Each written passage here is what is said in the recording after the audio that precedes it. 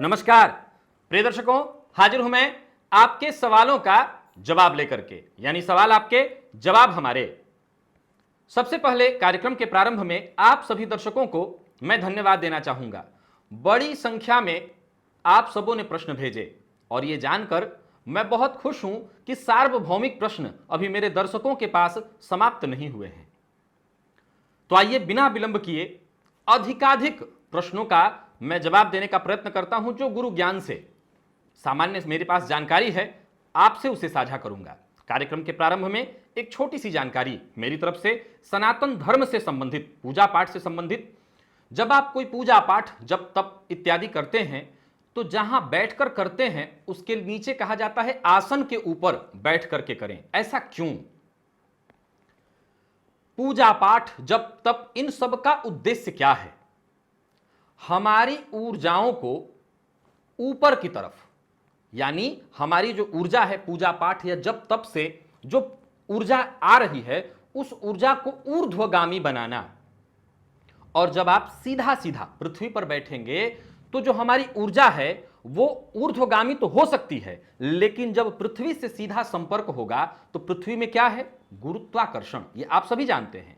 तो वो गुरुत्वाकर्षण के कारण हमारी जो ऊर्ध्वगामी ऊर्जाएं हैं वो निम्नगामी हो जाएंगी, नीचे की तरफ खिंच जाएंगी। इसीलिए पूजा पाठ करते समय आसन बिछा करके ही बैठना चाहिए। बिना पूजा आसन बिछाए पूजा पाठ जब तप जो आप करते हैं उसका फल, कहते हैं उसका फल निष्फल हो जाता है। लेकिन चूंकि हमारा जो सनातन धर्म है ये पूर्णतः विज्ञान है और वो जानता है कि हम सिर्फ इस तरह की बातें कह करके कि निष्फल हो जाएगा, शायद इस भय से ही लोग आसन बिछा करके बैठ जाएं, या जो भी बातें आपसे कही जाती हैं उन सब के पीछे कोई ना कोई रहस्य और कोई विज्ञान छुपा है। तो इस आसन बिछाने के पीछे जो विज्ञान है वो बस इतना ही कि जो हमारी ऊर्जा है वो नीचे की तरफ न चली जाए, निम्नगामी न हो जाए।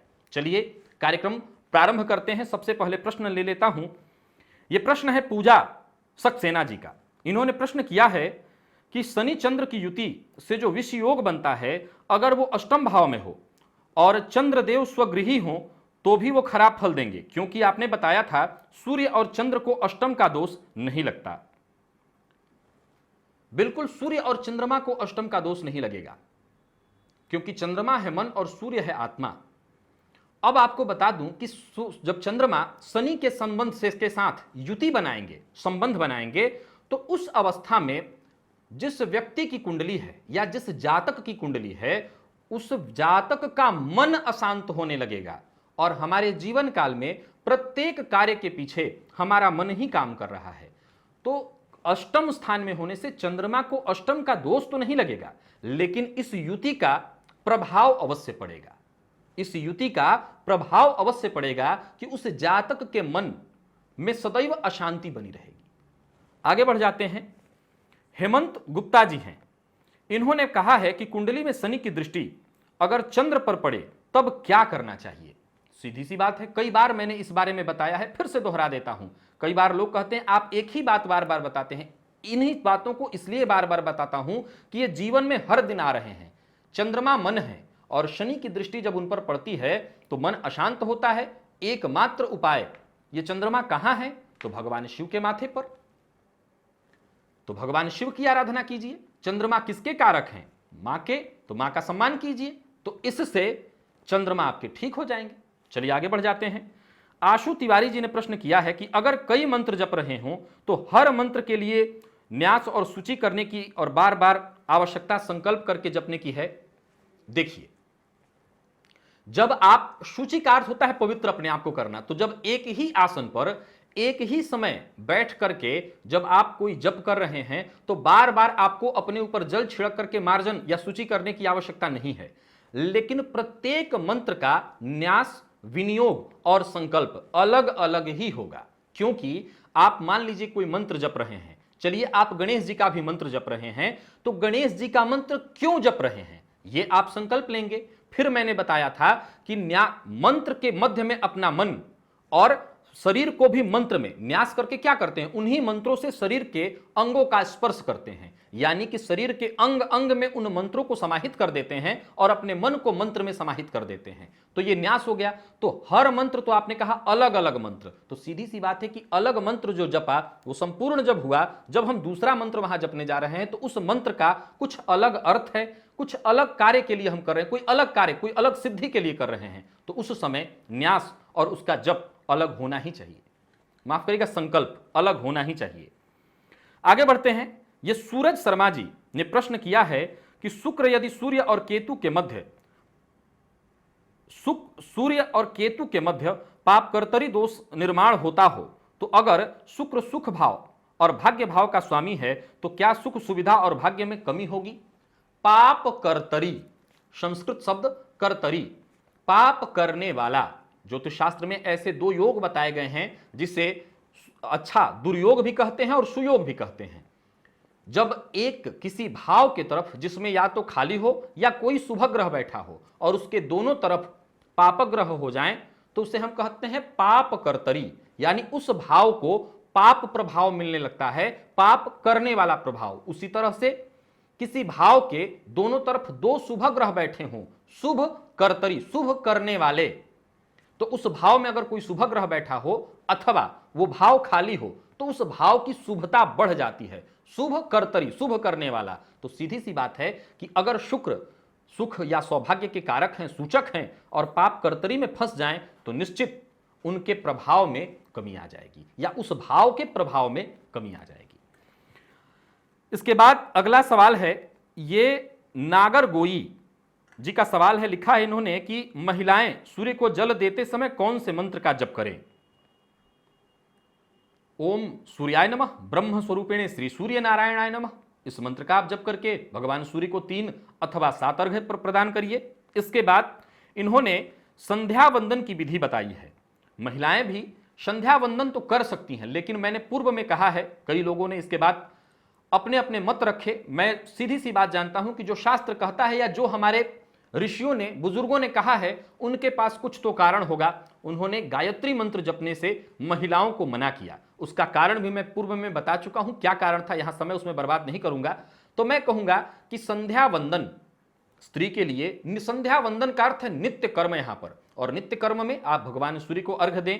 बाकी आपके कार्य, यानी कि अगर आप अपने बच्चे, अब मान लीजिए किसी के बच्चे बहुत बड़े हो गए हैं, तब तो ठीक है, उनका परिवार, लेकिन स्त्रियों के लिए शास्त्र क्या कहता है, मैं बार बार कहता हूं, गृहिणी गृहमुच्यते, न गृहम गृहमित्याहु, गृहिणी गृहमुच्यते, स्त्री को ही घर कहा गया है।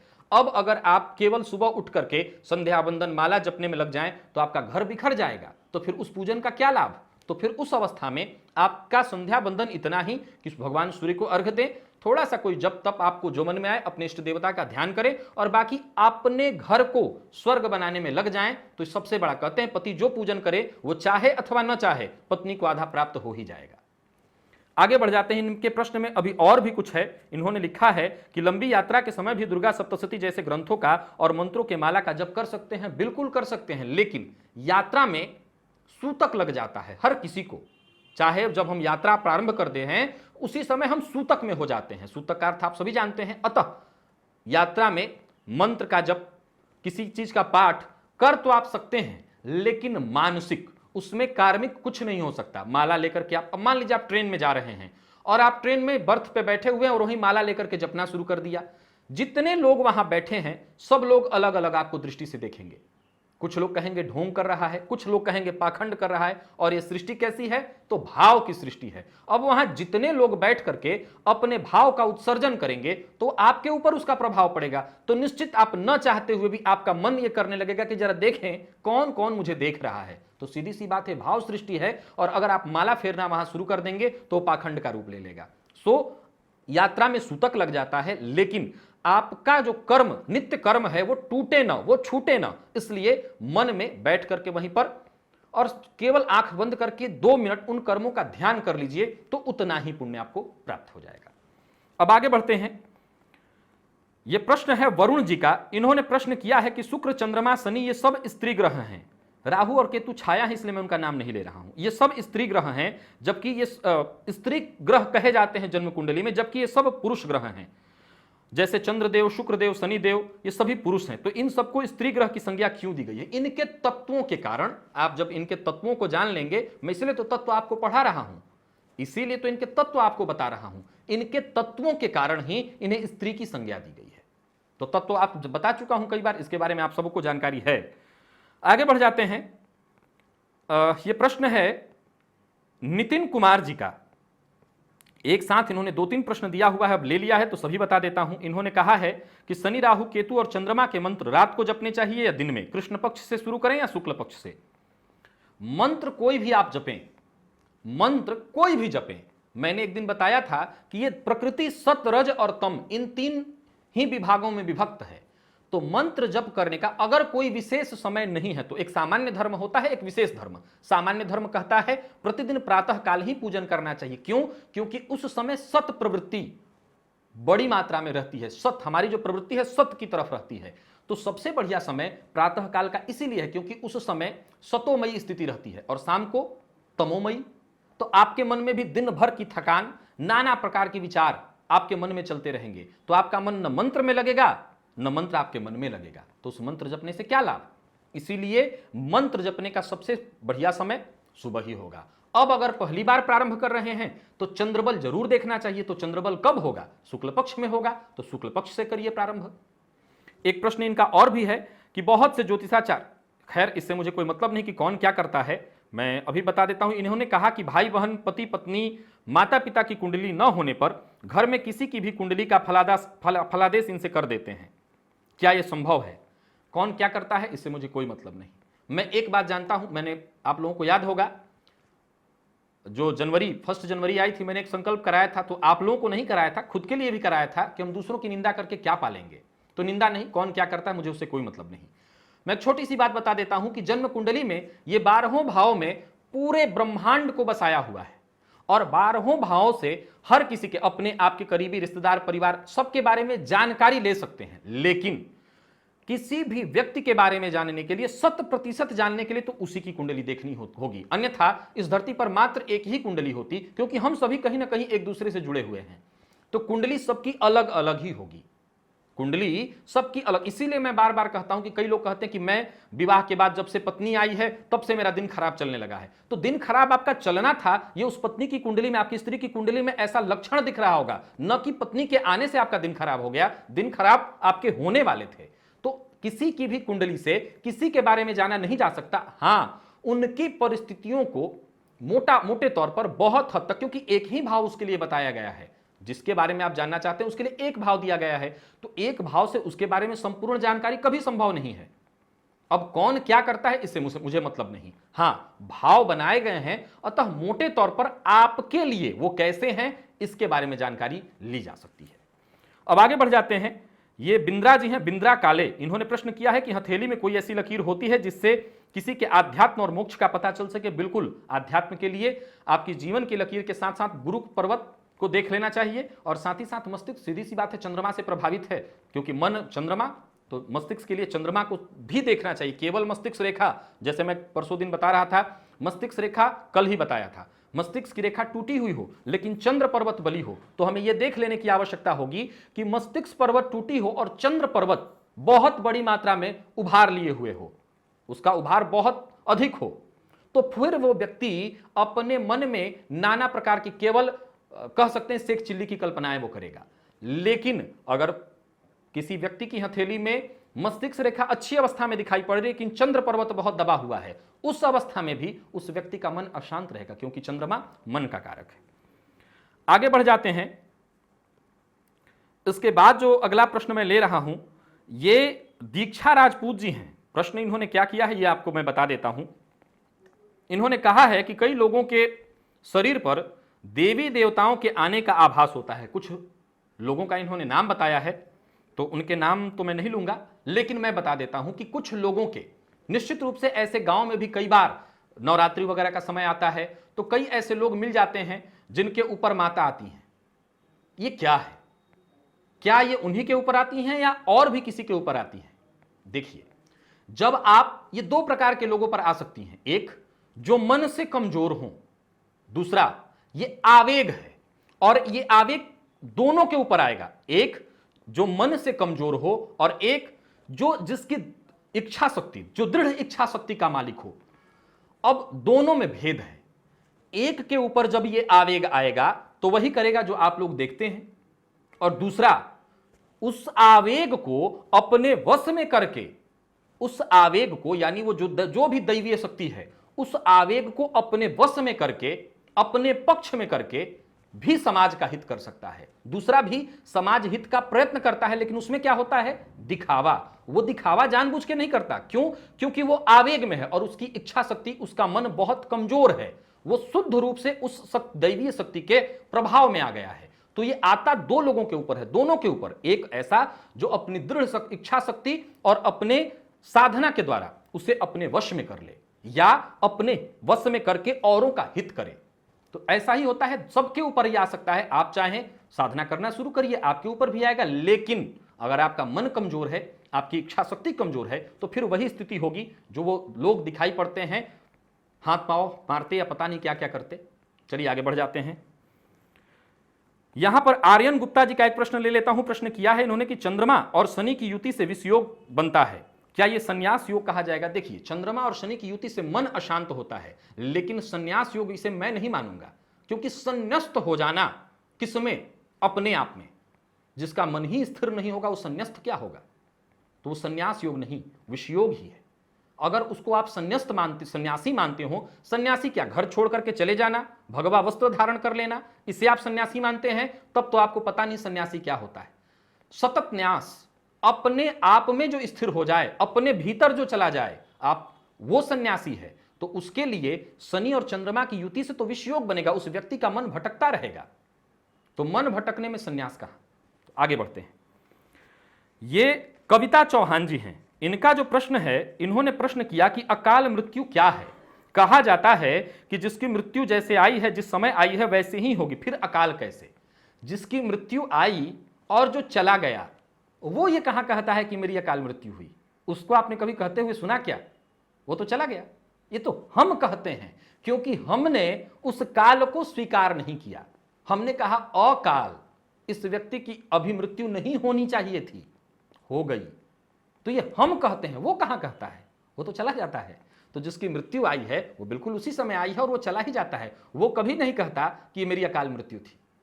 अकाल मृत्यु तो हम कहते हैं, अकाल हमने ऐसा माना कि ये उस चीज का काल नहीं था, लेकिन आ गया। आगे आइए। ये वालेंदु भूषण जी हैं, प्रश्न इन्होंने किया है कि गाय के ऊपर से, अपने ऊपर से कोई चीज उतार करके, जैसे 7 बार ऊपर से घुमा करके और गाय को खिलाना चाहिए, कोई वस्तु देनी चाहिए? आप बताइए, आप गाय को क्या मानते हैं? अगर मां मानते हैं तो मुझे लगता है बिल्कुल नहीं देनी चाहिए। अगर पशु मानते हैं तो फिर आपकी मर्जी। अगर गाय को आप मां मानते हैं, ऐसा मानते हैं कि उसमें उनमें 33 कोटि, करोड़ नहीं 33 कोटि, कोटि विभाग, कोटि देवताओं का निवास है, तो निश्चित रूप से वो पूजनीय है, पूज्य हैं। तो फिर उनको तो ऐसी कोई चीज नहीं देनी चाहिए, बल्कि उनका कोई कष्ट हो तो वो हमें मिले, ऐसा हमें सोचना चाहिए। अगर आप पशु मानते हैं तब तो फिर यहां कोई भेद ही नहीं, आपके मन में जो आप दे सकते हैं सो नहीं देना चाहिए। अब अगला प्रश्न ले लेते हैं। यह प्रश्न सूरज गुप्ता जी का है। इन्होंने प्रश्न किया है कि क्या तांबे के लोटे में जल में गुड़ मिलाकर शिवलिंग पर अभिषेक नहीं किया जाता है? जी बिल्कुल, तांबे के पात्र में गुड़ डालने से वो मदिरा के समान हो जाता है, और तांबे के पात्र में इसीलिए गुड़ डाल करके भगवान शिव पर नहीं चढ़ाना चाहिए। गजेंद्र शर्मा जी का प्रश्न है, कैंसर योग कैसे बनता है? देखिए, कर्कट योग का नाम तो है शास्त्रों में, लेकिन कैंसर योग, अब मान लिया जाए जैसे शास्त्र कहता है शनि राहु संयुतः सर्वदा रोग संयुतः, शनि राहु की युति हो तो ये दीर्घकालिक रोग देने वाले बन जाते हैं। लेकिन इसका क्या ये मतलब है कि जितने लोगों की कुंडली में शनि राहु की युति होगी सभी को कैंसर या दीर्घकालिक कोई रोग होगा? ऐसा नहीं है। लेकिन हां, शास्त्र अब आज के समय में तो कैंसर भी दीर्घकालिक नहीं माना जा सकता। लेकिन अगर आप ये पूछते हैं कि कैसे इसे देखना होगा, तो इसमें कहीं ना कहीं विशेष रूप से दृष्टिगत शनि और राहु की युति होगी। आगे आइए, अगला प्रश्न है, यह प्रश्न कमलेश कुमार जी का है। इन्होंने पूछा है कि चंदन तिलक किसी भी आकार का लगा सकते हैं या इसमें कुछ विशेष आकार शास्त्र में बताए गए हैं? देखिए, आपको जैसे भी सुरुचिपूर्ण लगे वैसे लगा सकते हैं। वैसे तो ऊर्ध्वपुंड, त्रिपुंड ऐसे कुछ मत हैं, जैसे शैव और वैष्णव, यहां अलग अलग प्रकार से तिलक लगाने का को बताया गया है, लेकिन ये मत है। शास्त्र में अगर देखा जाए तो आप जैसे भी लगाना चाहें, शैव हैं तो गोल चंदन लगा सकते हैं, वैष्णव हैं तो लंबा तिलक लगा सकते हैं।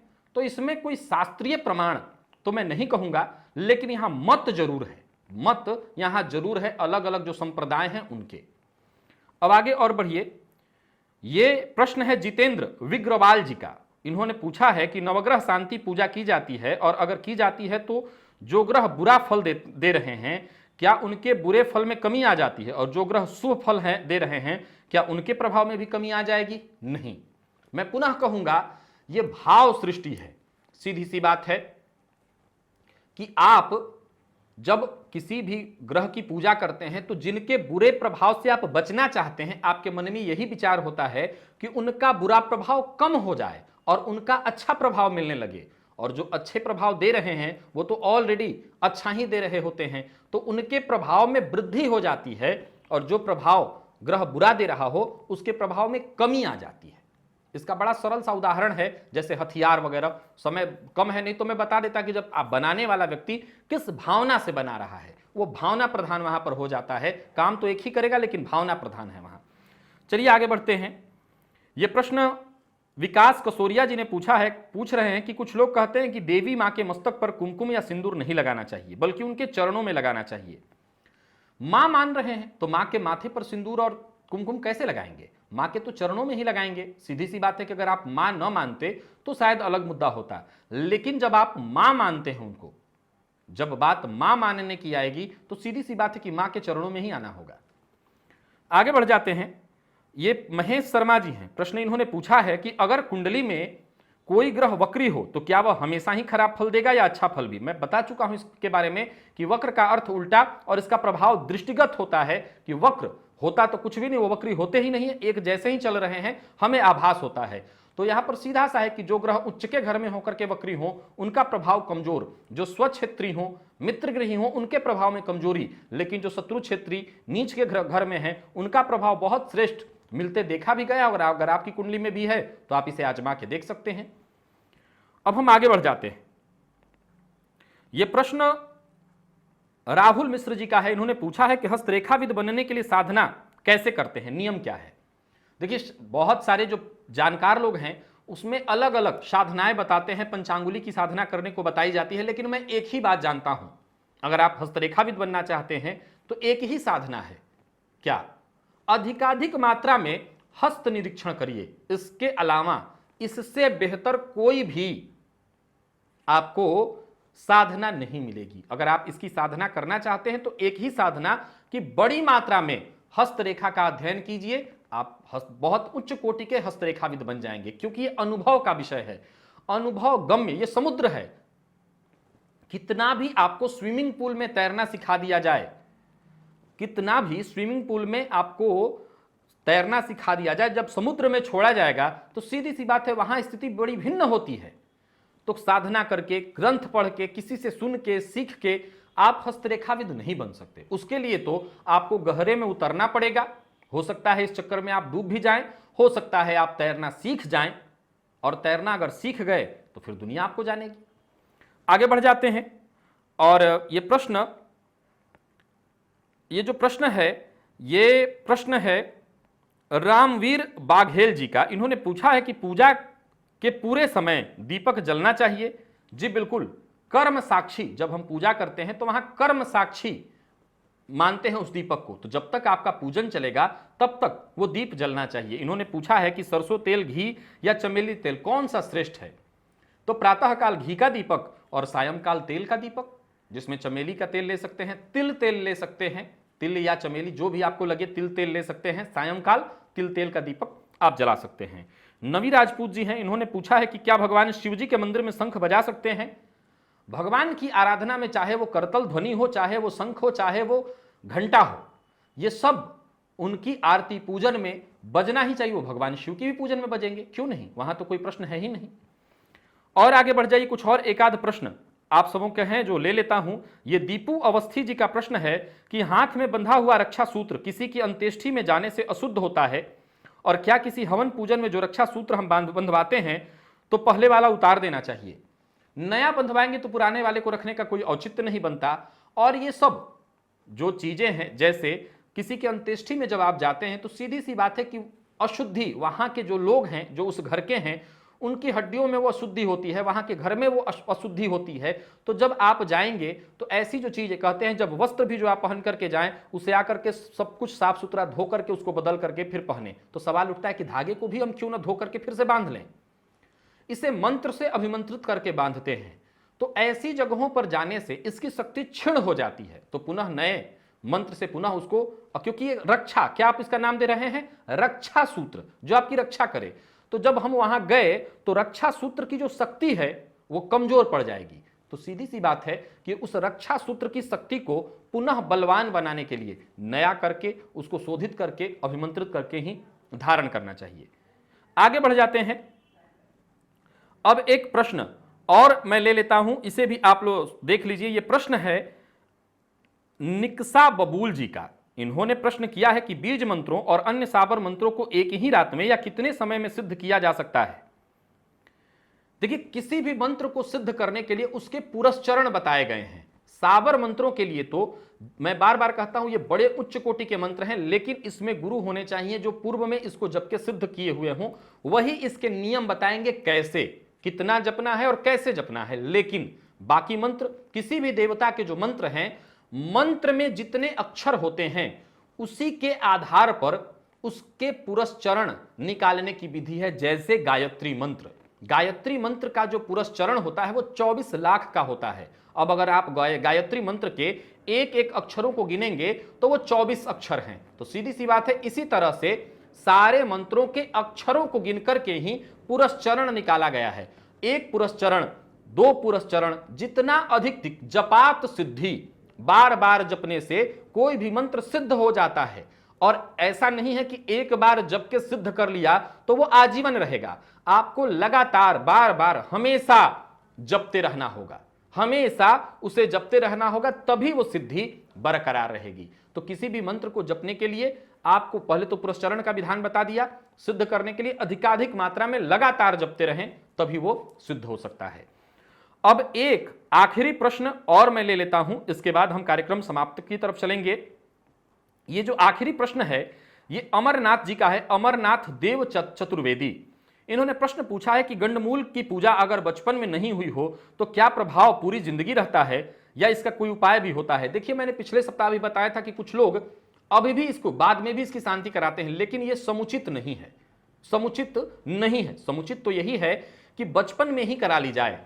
कहते हैं कि जिस समय बच्चा जन्म लेता है 27 दिन तक, जब तक वो नक्षत्र दोबारा लौट करके ना चला आए, पिता बच्चे का मुख नहीं देखते।